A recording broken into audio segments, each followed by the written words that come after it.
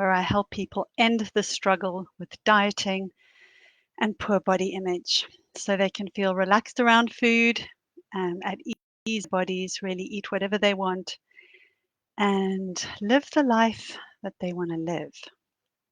So, welcome to today's Q&A. I've got quite a lot of questions. I'm going to do my best to get through as many as possible in half an hour. Do forgive me for the slight clunkiness maybe of this because I've got one screen, I've got questions, I'm looking at my video, and then I've got, excuse me, some notes for myself so I can remember things because I've got so many questions today. And do excuse me for drinking. Self-care. So I'm wondering how you are all doing today, and particularly now in this still this sort of strange situation that we all find ourselves in. I'm just wondering how you're all doing and how you're feeling, what you're noticing about your relationship with food and your body at this time. I think people are having quite different experiences. Some people their anxiety has increased. Some people, the change in circumstances has given themselves permission to really relax around many things, and that's having a positive impact. So I'm curious to hear from you about what's going on for you. All right, let me get to this week's questions because I do have quite a few of them. Right, so the first one, I'm going to read you the questions and then I will give you the response. So these are all anonymous because I just feel that since this is on a public forum, it's better for people. It is quite a vulnerable and sensitive topic. So if you ever want to send in a question, please know it'll always be anonymous. All right, so here's the first question. I've relaxed my eating over the past year and read many books on how to overcome my binge eating. I'm feeling happy with how I've overcome binging and stopped the endless dieting. I exercise now for pleasure and eat whatever I want. All this is positive after 20 years of yo-yo dieting and binge eating. However, despite this, I can't bear to look at myself in mirrors or in photos. I'm the heaviest I've ever been, and I feel so physically uncomfortable being this size. Sometimes I need to change the words because sometimes people use the sort of BMI categories, which actually are quite pathologizing and stigmatizing. So as I'm reading it, I'm just reframing. In the summer months when I wear dresses, my thighs rub together, which feels so uncomfortable and painful. I'd like to shift weight, but understand that going on a diet isn't a healthy thing. And I've spent the past year learning about why and breaking the diet cycle. Does this mean I'll have to be in a bigger body and uncomfortable, hiding from photos and mirrors for the rest of my life? And does overcoming binge eating mean being fat forever? Or is there a way of getting to a more comfortable weight where I can bear to look at myself without dieting? Wow, well, that is a really massive topic and it brings up so many things. And the first thing I want to say is well done on all the work you've done so far. It's amazing that in 1 year you have really, it sounds like what you're saying is you've really normalized your eating. And that's incredibly positive, and you've stopped those those old behaviors that were causing you so much angst and pain and difficulty in your life. So really well done for doing all that it's taken to do that. So it seems that what you're left with are two issues. The one is physical discomfort. You talk about the chafing, the rubbing together of your thighs. And the other one is an emotional discomfort. And you talk about hiding yourself from mirrors and photos and not liking your appearance. So I'm going to deal with those two things separately. And but I think that they are related.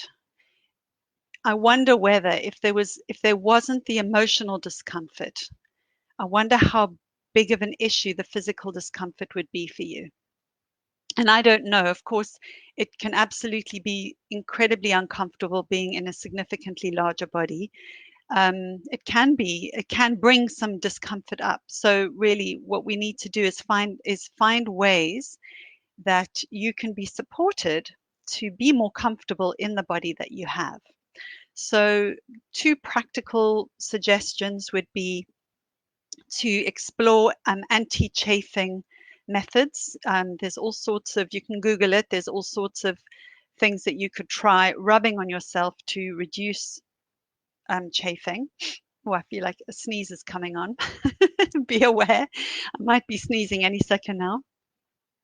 And the second thing is that you could try wearing some cycling shorts so that under your dress, provided it's not too hot to do so. But that's a remedy that some people do use. And I think there are other things that you could try sort of in the clothing area or kind of underwearish type area. But do Google do Google that. So that's a kind of practical thing you can do immediately to help yourself feel more comfortable.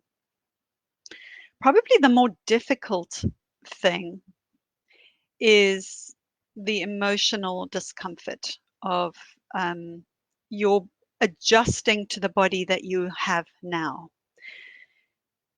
And, our culture doesn't make it easy. Our culture keeps on presenting us with images of an idealized body shape, keeps reinforcing the message from many different directions that a smaller body is a better body, is a more valued and valuable body. And so it's difficult to, be in this kind of, toxic environment and not for it not to impact on us. So what can we do? The first thing is when you think about feeling shame about your body, I think what is helpful to remember is that shame is a moral based emotion. It's about, shame and guilt, doing wrong or being wrong. Body size is not a moral issue.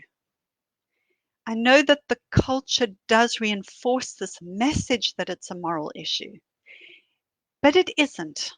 And so I think we need to really be clear about that for ourselves. When you're feeling ashamed about your own body, it's a valid emotion, but it's not an appropriate emotion because you haven't done something wrong and you yourself are not wrong for having the body that you have. So something you can try is a kind of just a mental exercise, which you can use some body language to, is when you feel the shame about your body, do this, kind of push it away from yourself because it's not yours actually. It's been given to you. It was sent to you. It's an unwelcome, I don't know if we could even call it a gift, from the culture. So hand it back, that shame, because you don't deserve to feel shame for the body that you have. The next thing I want to say, or maybe actually the first thing that I should have said, was to practice compassion for yourself. And there's a lot of talk about compassion these days, and that's very welcome. It's great, but we can also just pay lip service to compassion. It's like, oh, well, have compassion for yourself, like it's just you roll it off the tongue. That's not what the practice is. The practice is really about being kind to yourself. It's about tending to yourself. It's a felt experience. It is not a mental exercise. There's some thought work that goes into it, but it itself is a kind of actually an embodied experience. It's an experience rather than just a mental exercise about having compassion for yourself. So you can put your hand on your heart and you can say to yourself, I'm so sorry this is so hard. And see if you can feel warmth and some tenderness towards yourself. And if that's really hard, think about somebody who offers that to you and see if you can kind of channel that person, offering you some tenderness, some warmth, some kindness, like speaking to yourself the way that you would speak to somebody you deeply, deeply cared about, using that same kind of tone of voice and that same kindness. So we really do need to be practicing that compassion.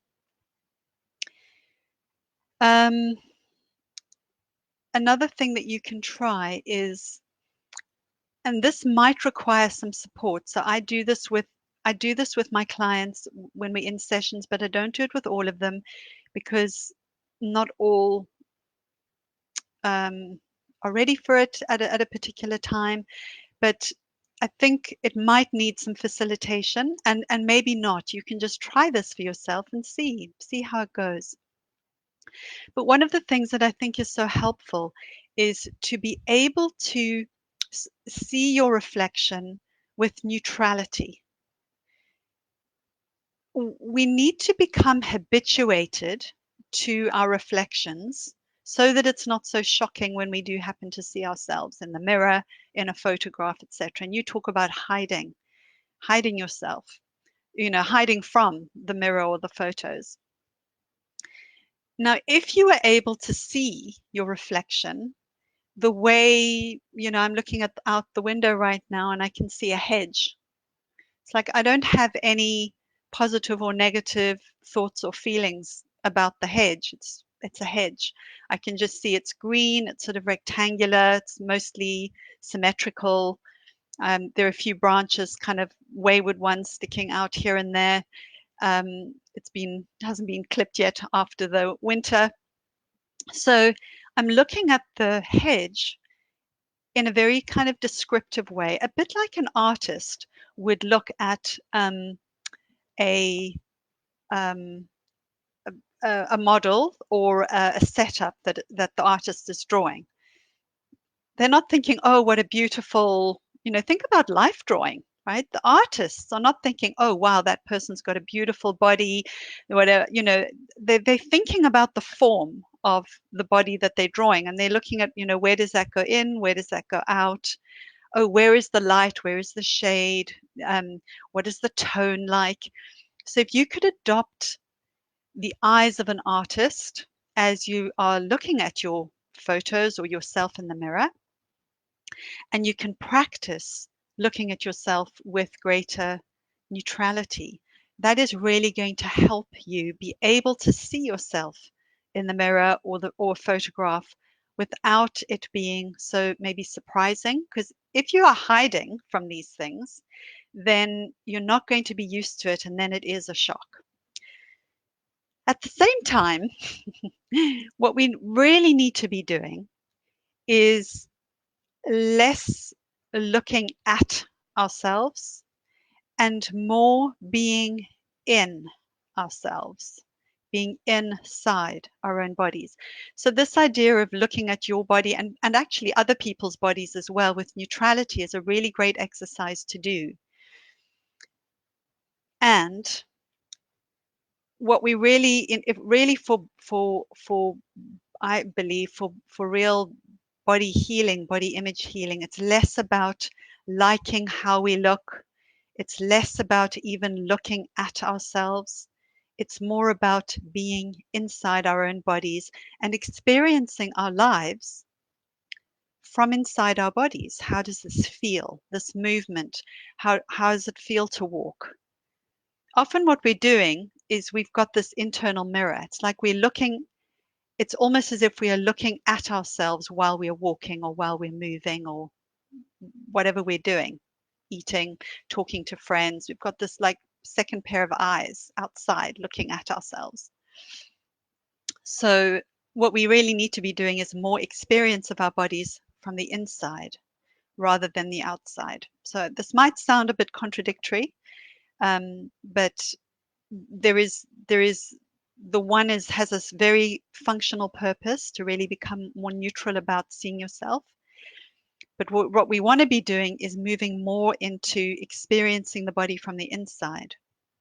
I hope that makes sense to you. Let me just see if oh yes. The other thing is the more you're eating with attunement, So you're eating whatever you want. You've stopped the binge eating.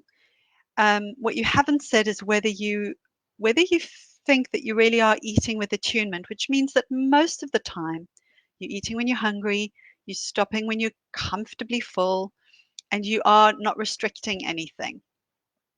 So that's different from eating whatever you want, whenever you want it, which is perfectly fine. And for some people in the early stages, most people in the early stages of this work, which the early stages, by the way, could be a few weeks to a few months to a year to even longer. Okay, it's dependent on your history and, you know, how you process things and all of that. So it doesn't have a timeline to it. But eating with attunement is going to help you continue to heal your relationship with your body and to become more accepting of your size. So if there's a lot of eating outside of hunger, a lot of mindless eating that's not paying attention to your signals. Of course, we all do this sometimes. I'm not talking about that. I'm talking about as a general rule, then that's probably going to be negatively impacting on how you're feeling in and about your body. So I would continue to practice that, but with gentleness, with a lot of compassion, and with a lot of flexibility, because it's very easy to keep tipping into a kind of diet mentality. So with a lot of gentleness, that is definitely a helpful thing to do. Now, one of the things that you asked was, I think the question you were really asking is there a way that I can change my body size without dieting? Because what you don't want to do is go back to what you were doing. And the simple answer is no. There really isn't a way that you can safely, intentionally lose weight without triggering your old behaviors and patterns. And that, I mean, I don't know you personally, but that is for almost everybody who tries it. Around 95 or even more percent of people who intentionally try to lose weight, whether you're calling it dieting or you're not calling it dieting, is actually irrelevant. It's about your intention. If that's your intention, there will be diet mentality going on, whether you like it or not. And it is almost certainly going to backfire on you. So I would instead put your attention on eating with attunement and making yourself feel more physically comfortable, and then doing the work you need to do in order to come to terms with your body. Also knowing that your body's going to change no matter what over time, right? We age, we have children, we go through menopause, we get ill, maybe there's an accident. There's all sorts of reasons why our bodies are going to change. And so um, we are constantly navigating our relationship with our bodies. So this work is always going to stand you in good stead. So I hope that helps to answer your question. It was a very full answer, and I've used up almost all the time already. All right, let me go on to the next question. Okay, so the next person was saying that she feels very uncomfortable about her body size, and she's believing that it impacts her flexibility, stamina, and that it messes with her degenerative disc disease. So this is going to be a really short answer to this question. And look, I don't know you. I don't know, I haven't seen you, so I don't know anything about you. And it may well be that your size is impacting on your degenerative disc disease. Please do know that people in all sized bodies also have this condition. It's not exclusive to people in bigger bodies, and yet perhaps the weight that you're carrying does put the pressure and it does make it more difficult. But the thing is, the same thing applies to intentional weight loss. If anything, what it's going to do is make things worse for you. So trying to control your weight in order to reduce the impact on your body is going to probably have the exact opposite effect to the one that you want, because almost everybody who intentionally loses weight, whether it's a diet or any other means, will regain it within 2 to 5 years. Usually it's on the lower end of that time period. And around, up to 60% or so of people actually regain the weight to a higher weight. So if weight is impacting on it, then trying to lose weight is going to almost certainly make it worse for you. But there are things that you can do about your stamina and your strength and your flexibility outside of your weight. So I would really encourage you to explore that, possibly with a health at every size or a weight neutral physical therapist, or but be very careful, personal trainer. A lot of people in this personal training and physical therapy actually are not weight neutral. So really do your research and find somebody who really is going to help you with the body that you have. Try to increase your stamina, your flexibility, and your strength. What often happens with us when we go on diet is we couple together exercise and eating a certain way. And once we've dispensed with the dieting, we also dispense with the exercise. And so then people think that it's because they've gained weight that they've lost their stamina, their strength, and their flexibility.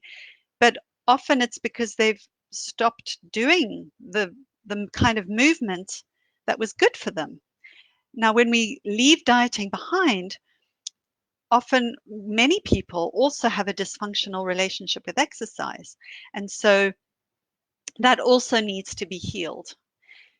So for some people, actually not doing any exercise for a period of time is actually a part of the healing process. And so I don't know if that's the case for you. And I don't know if it was actually coupled together in the first place, but these are just some things to consider. So I hope that that is helpful. All right, moving on.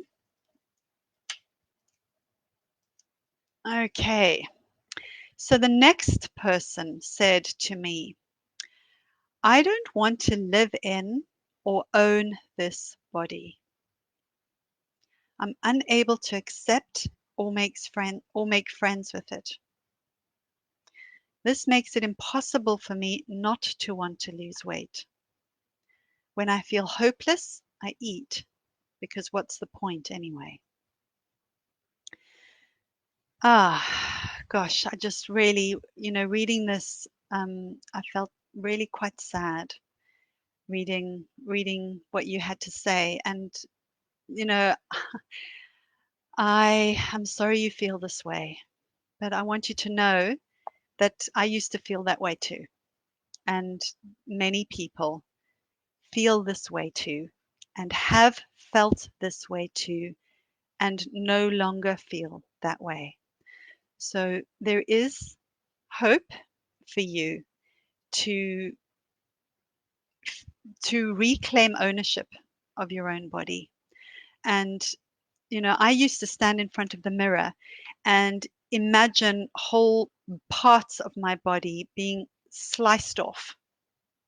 When I think about that now, I'm kind of quite shocked at the violent imagery I had about my own body.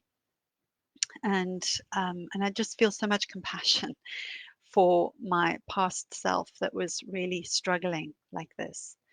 So I want to offer that to you, and really want to encourage you to work on um, being kind to yourself as a first step. The other thing is really start small. Don't expect too much of yourself in terms of um, liking your body, or coming to love your body even. Those steps too far. For now, see if you can simply stop fighting with your body and notice how your feelings about your body, your judgments about your body, notice the impact that they're having on you. Just become curious about how does this feel to me when I say that to myself? How does it feel to say, I don't want to live in or own this body?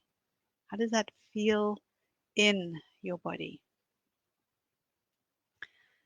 Um, and just to repeat what I was saying to the first question, first person who asked the first question, um, is start to spend more time noticing the inside of your body and the experience of inside your body rather than looking at your body from the outside and looking through this internal mirror all of the time, thinking about function over form. What is my body doing for me? How is it working for me? Rather than how does it look? So I hope that is of some help to you. All right. So I've got notes stuck here on my on my screen so that I don't forget bits. All right.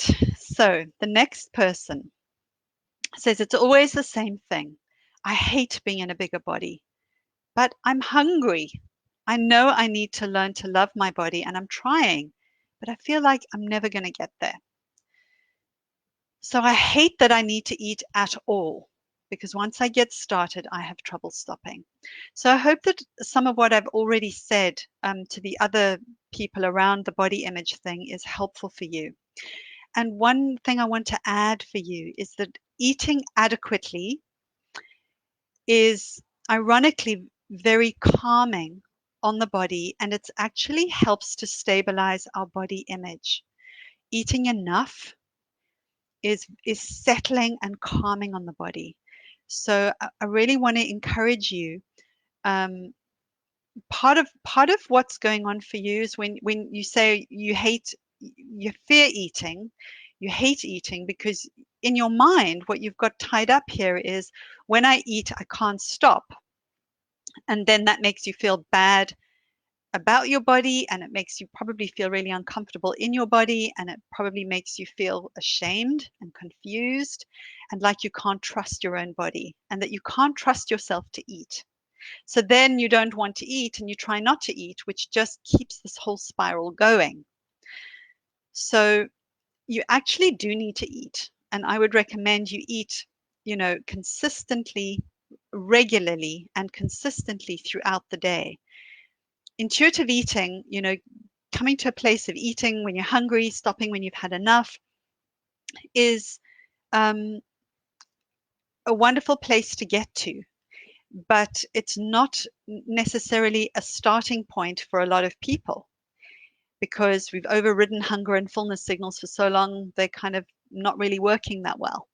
So, eating 3 meals and 3 snacks a day is going to help to settle everything down, and eating really whatever you want to eat with those 3 meals and 3 snacks, not restricting anything, is going to help you feel more balanced and help you learn to trust your signals again and to trust yourself around eating and food again. So I hope that that helps. And please, any and all of you, if you are in my Facebook group, it's not about the weight, and you asked your question there, and any of this was helpful or not helpful, please let me know. If you have supplementary questions, if you have anything more you want to add to it, you want to give me more information, please do. And anyone who's asked the question who's not in my Facebook group, you're welcome to join and or email me if this response to you helped or didn't help, or you have supplementary thoughts about it. Please let me know. I'm here to continue to support you and go further if I can. So that is the end of our time together, and I'm afraid I haven't actually even got through half of the questions. Um, so I am going to just answer one more of them, and I'm going to try and conflate these two questions together because they are different, but they are on a similar topic, which is about food restriction. So I'm just going to not going to read the whole thing because it's going to take up too much time.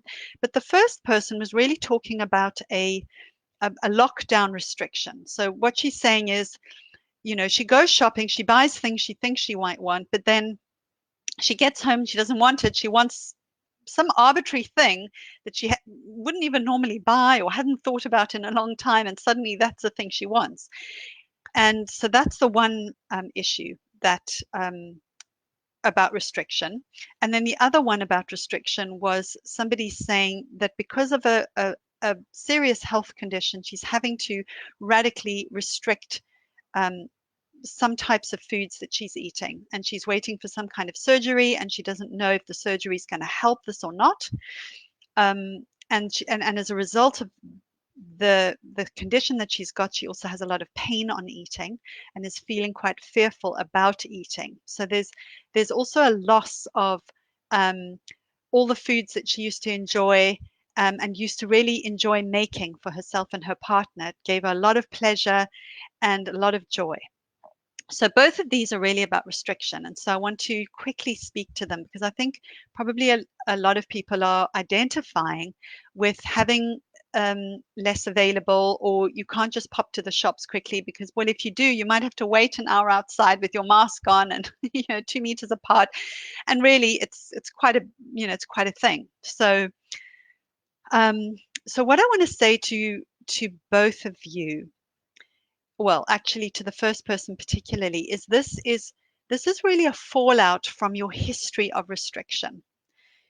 You've come a really long way in giving yourself what you want when you want it, and it's that has really helped to calm everything down for you. It's calmed down your nervous system, your behavior around food is really calmed down, and now here's this restriction that's been imposed on you from the outside, and that's triggering this kind of old stuff around, wanting what you can't have.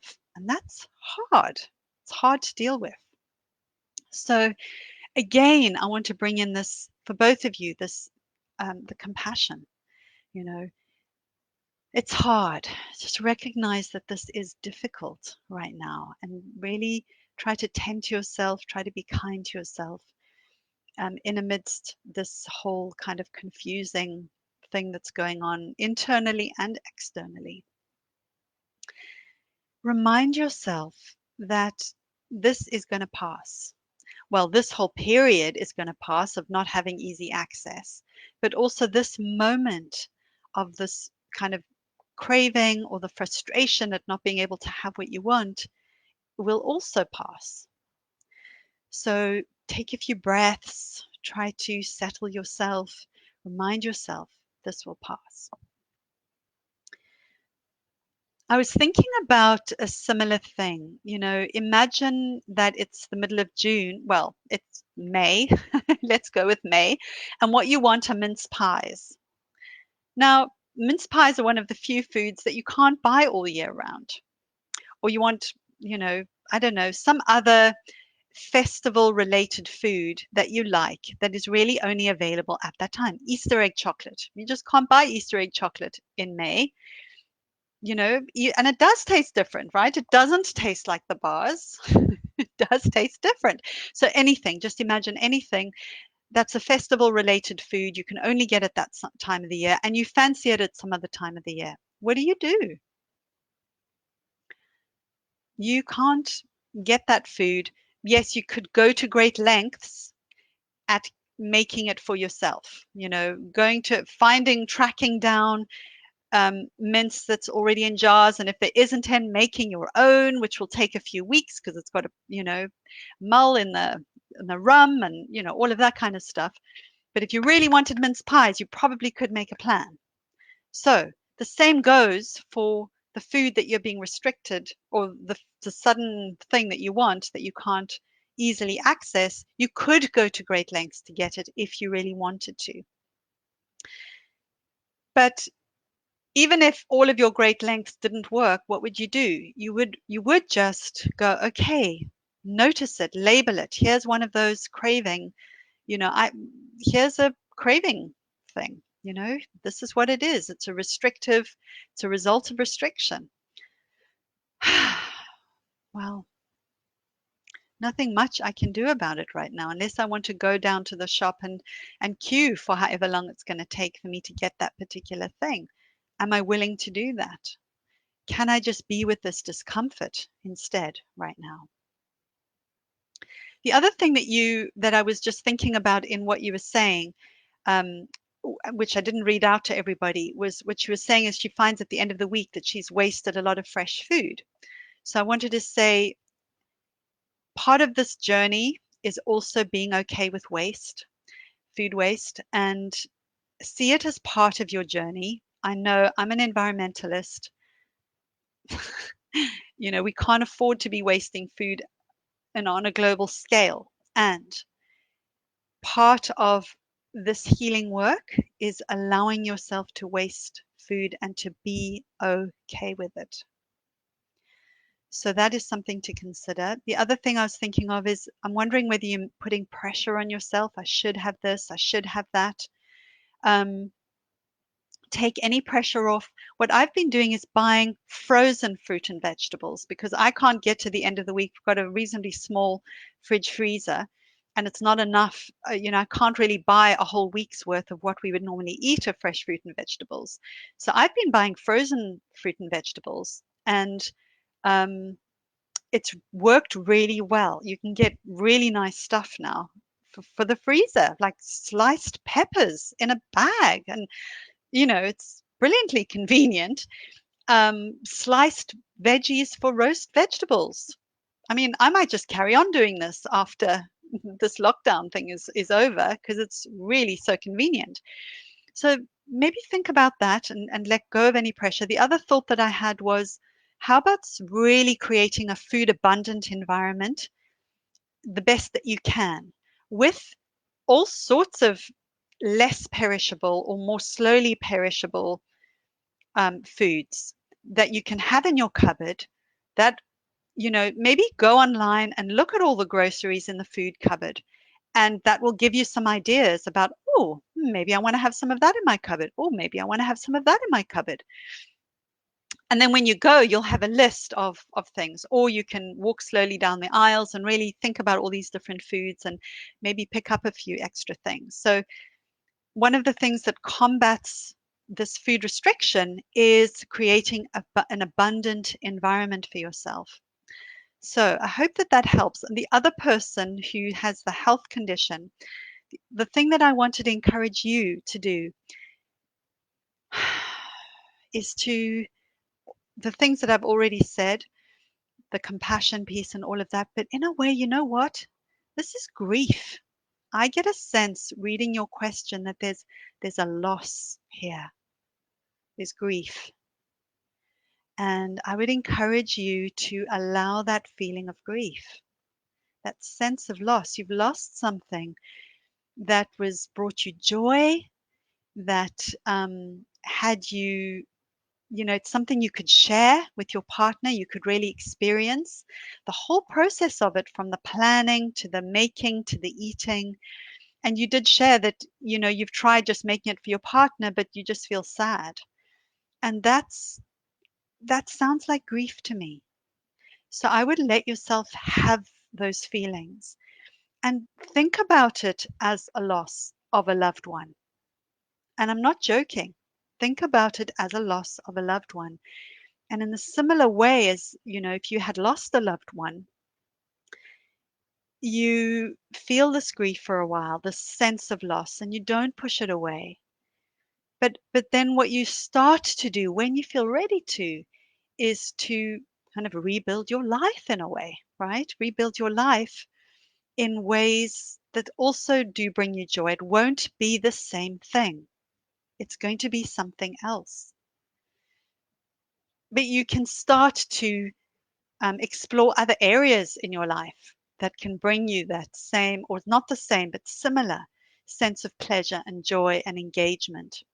And it sounds like a kind of sense of flow for you as well. The last piece around the fear. It's hard, if you're fearful that food's going to bring on this pain that you are experiencing. I get it. It's hard, and not eating isn't an option. So what you need to do is eat the foods you feel safest with. Try to eat little and often. Try to eat consistently, regularly. So you're doing everything you can for your nervous system to be as calm as possible. And if you're feeling fear around how this might make you, if it might bring on pain, I would suggest you take 5 or 10 really deep breaths right into your belly before you start to eat to help relax you. Because if you're starting off eating already feeling tense, then that is going to increase the possibility that you are going to feel pain. All right, I've gone over the time, and thank you for being here with me. I hope that this is helpful for you. Please go and download my ebook, which is called A Guide to Peaceful Eating, which you can find on my website, www.peacefuleating.co.uk.